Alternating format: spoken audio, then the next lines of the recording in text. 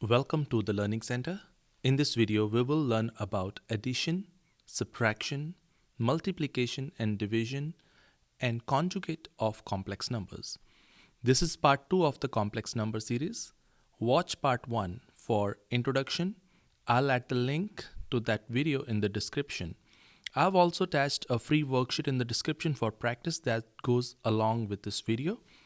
So let's start with the addition. How to add two complex numbers. So let's say for an example, if you need to add 7 plus 3i and 4 plus 5i, these are two complex numbers which we need to add. So we need to remember the concept. When we are adding or subtracting complex numbers, we need to combine their like terms. So here the real part of the first complex number is 7. The real part of the second complex number is 4. So we are combining these two real parts. So 7 plus 4, that gives you 11. Imaginary part of the first complex number is 3i. The imaginary part of the second complex number is 5i. So we're going to combine them. So that's 3i plus 5i. That's going to be 8i. So the answer for this problem is going to be 11 plus 8i. Let's consider this problem. So this is involving subtraction. Now for the subtraction, let's say we have 3 plus 5i. Out of this complex number, we are subtracting the complex number 7 plus 4i. What we need to do in this case? Now we have a negative sign outside the parentheses. Whenever you have a negative sign or any other number outside the parentheses, you need to distribute it inside. So this stays here like 3 plus 5i. Negative times 7, that gives you negative 7. Negative times 4i, that gives you negative 4i. Now same concept, combine the like terms. 3 minus 7, that gives you negative 4. And 5i minus 4i, that gives you I. And this is the standard form, a plus bi as the answer. Now let's consider another example. It's 2 into 3 plus 4i, and the other one is minus 5 into 6 plus 7i. Now we have the number 2 outside this parenthesis, so we're going to distribute it inside. Now 2 times 3 gives you 6. 2 times 4, that gives you 8i. Negative 5 into 6, that's negative 30. And negative 5 into 7i, that's going to give you negative 35i. Now combine the like terms. So 6 minus 30. What is 6 minus 30? That's negative 24. And what is 8i minus 35i? What's 8i minus 35i? That's negative 27i. And I hope that is the answer for this problem. Now, how will you multiply the complex numbers? So we'll start with the basic examples. Let's say for an example, we need to multiply 2i with 5i. Now when you're multiplying, you just multiply it normally. 2 times 5, that gives you 10. And I times I gives you I square. So I got 10 I square. Now plug in the value of I square. Everybody knows that the value of I square is negative 1. I can write this as 10 into negative 1. The final answer comes out to be negative 10 as the answer. Let's consider this example, 8i whole square. Now 8i whole square, that means I'm going to multiply 8i with the 8i. Or we can do the squaring for both the terms. 8 square, that is 64. And I square, that's I squared written here. Now we can plug in the value for I squared, which gives it 64 into negative 1. The answer in this case is negative 64. Multiply 4 plus 5i with 7 minus 3i. Same thing, we're going to apply the FOIL method, or we're going to apply the same distributive property. So first we'll take this 4 and distribute to the second term. So 4 times 7, that gives you 28. 4 times negative 3, that's negative 12i. Now I'm going to take the second term and distribute it to the second expression. negative 5 times 7, sorry, it's 5i times 7, that's going to be 35i, and 5i times negative 3i, that's negative 15i squared.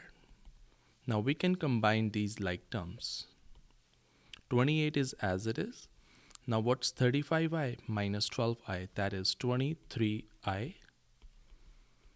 And what we have here, the value of I square is negative 1. So I multiplied negative 15 with negative 1. That gives you plus 15.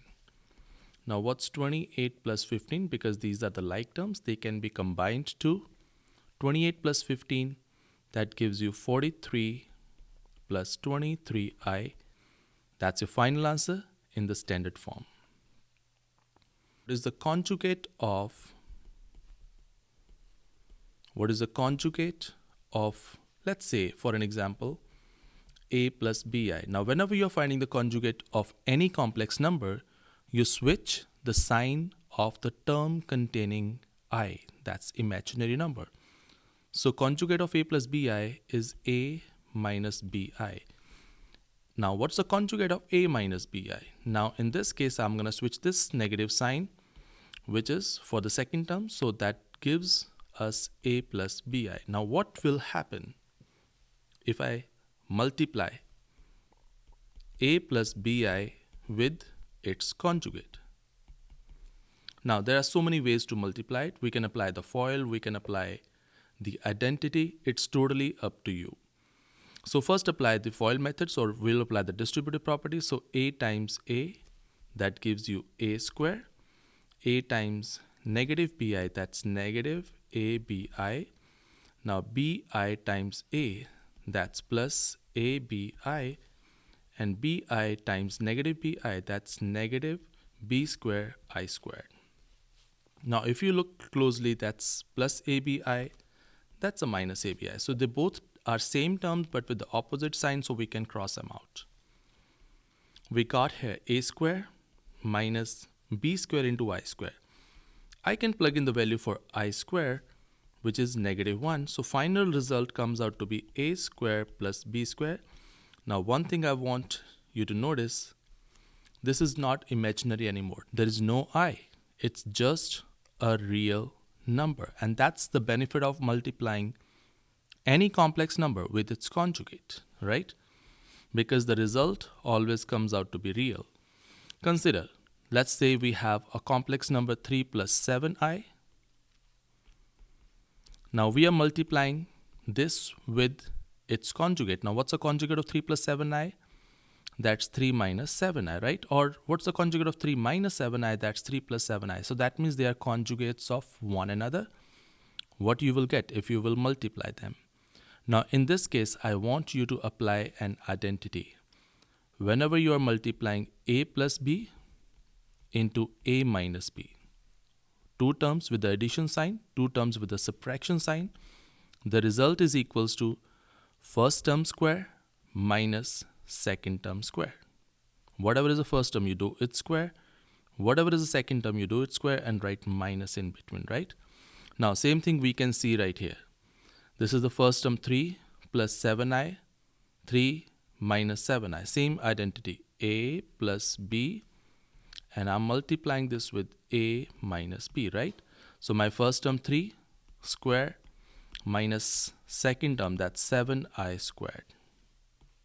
Now what's 3 squared? That's 9 minus 7 squared, that's 49, and that is I square, which gives me 9 minus 49 into, now what's the value of I square? The value of I square is negative 1, which gives me 9 plus 49. What's 49 plus 9?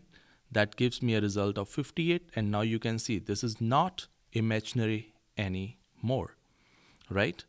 Let's consider division. Now how will you divide complex number? The very first example I'm taking is 2 over 3i. Now when you're dividing 2 with 3i, we need to rationalize I, which is in the denominator, in simple words. Or if we can make I square or I raised to the power 4 in the bottom, that will eliminate I, and that is our whole purpose of dividing. I have one I in the bottom, so I need to multiply one I in the denominator And same thing I'm going to multiply in the numerator. What 2 times I? That's 2i. And in the bottom I got 3i squared. 2i as it is. Plug in the value of I square, that's -1. So final result is 2i over -3. Negative goes in the front and your final answer is -2i over 3, or you can write this as -2 over 3i. Both of them are right. If he tells you to write in the standard form, you can write this as 0 minus 2 over 3i as the final answer. This is the real part, this is the imaginary part. Now let's divide 3i with 5 minus 4i. Now when you're dividing them, what you need to do, change the sign of the denominator, means find the conjugate and multiply in the numerator and denominator. So what's the conjugate of 5 minus 4i? 5 plus 4i, and I'm multiplying in the numerator and the denominator. So I can distribute that 3i in the numerator. 3 times 5, that's 15i. Now 3i times 4i, that's 12i squared. In the denominator, I got first term square minus second term square. Solving it further, 15i plus 12 into 2. Now what's the value of I squared? The value of I squared is -1. In the denominator, I got 5 squared, that's 25, minus 16i squared. 15i, now 12 times -1, that's -12. In the denominator, it's 25. Now, what's I squared? That's -1. Now, what's -16 times -1? That's plus 16. I'm rearranging it at the same time. So 15i minus 12, which is not a standard form. To make it a standard form, I can write this as -12 plus 15i. In the denominator, 25 plus 16, that's going to be 41. So that's a whole denominator, whole LCM. I'm making it the individual denominator to write it in the standard form. And I hope you got it. Next example, 2 plus I, divide this with 3 plus 5i. What's the conjugate of 3 plus 5i? That is 3 minus 5i, and I'm multiplying and dividing here. For the denominator part, we are applying the formula a plus b, a minus b, that is my first term square minus second term squared. But what about the numerator? We are multiplying a binomial with the binomial, so we need to apply that distributive property. So we take the first term, 2 times 3, that gives you 6. 2 times -5, that's -10i. Now I times 3, that gives you 3i. And I times -5i, that's -5i squared. In the numerator, I can combine these two like terms, which gives me 6. Now what's -10i plus 3i? That's -7i. Now that's I square, right? So I can plug in its value. The value of I square is -1. In the denominator, that is 3 square is 9 minus 25i squared. 6 minus 7i. Now what's -5 times -1? That is plus 5. In the denominator, it's 9 minus 25 into the value of I square is -1. Combining 6 and 5. So 6 plus 5, that gives you 11 minus 7i. In the denominator, 9. -25 times -1, that's plus 25. That gives you 9 plus 25. I can write this as 11 minus 7i. In the denominator, 34. I'll separate it to make it a standard form. Now I have attached a worksheet for the practice in the description for free. Please do it. If you like this video, give a thumbs up and subscribe to my channel. If you have any doubt or any topic I should make the video on, please write in comment.